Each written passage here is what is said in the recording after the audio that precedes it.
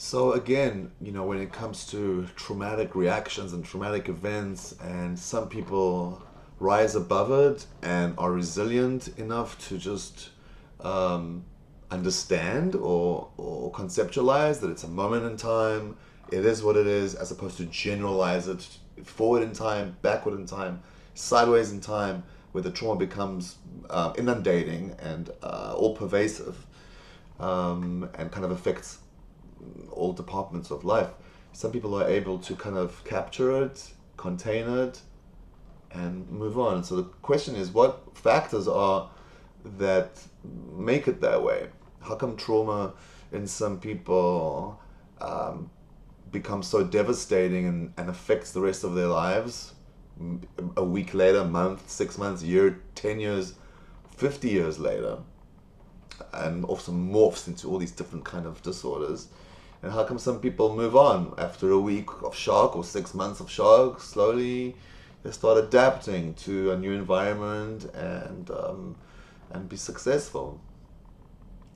And so the idea is that when we undergo an event, that event can either reinforce, well, every event reinforces something, some belief we have about ourselves or not. If we face a certain trauma and the trauma is reinforcing certain ideas we have about ourselves that are devastating and adverse, so much so that there aren't any other ideas we have of ourselves that can trump that, that can overcome that and allow us to move forward, then yes, it would be problematic. But if we have factors, belief about ourselves, and then we're faced with a traumatic event that disturbs us, if those ideas we have of ourselves and of the world, of course, and our relationships is stable enough and positive enough, that trauma will actually reinforce those ideas.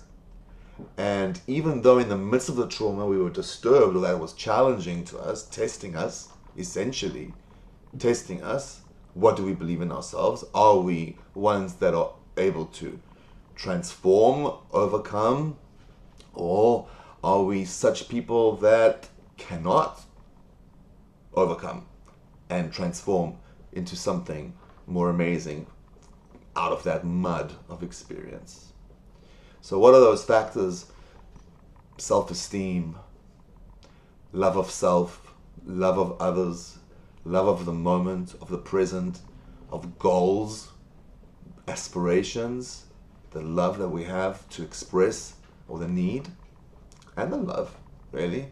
The enjoyment, the pleasure principle comes back again.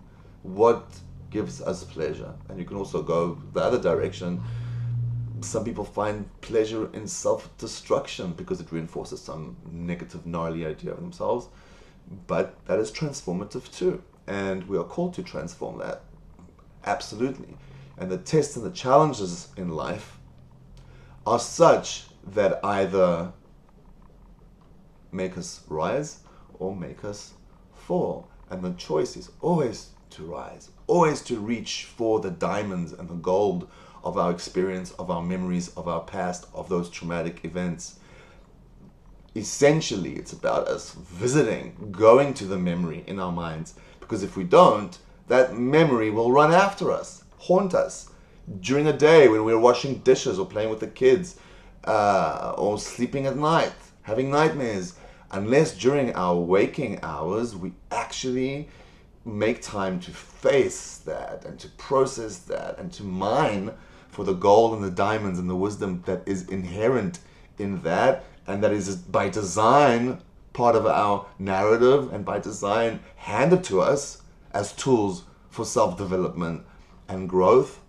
If we attend to those things consciously, the smaller they become. The smaller and less power they have over us. Why? Because we are, by being humbled by those experiences, we also gain self-empowerment by them. But when we mine for the meaning and the reason and the purpose that is inherent in them. So the moral of the story is, when you visit those traumatic memories while also reinforcing the ideas of who you are, the positive ideas of who you are as a human being, as a child of God, of the universe. You teach the event, you teach the memory what's up by gaining wisdom from it. It wants to be known by you. Events in your life want to be known by you. It is yours for a reason, these events.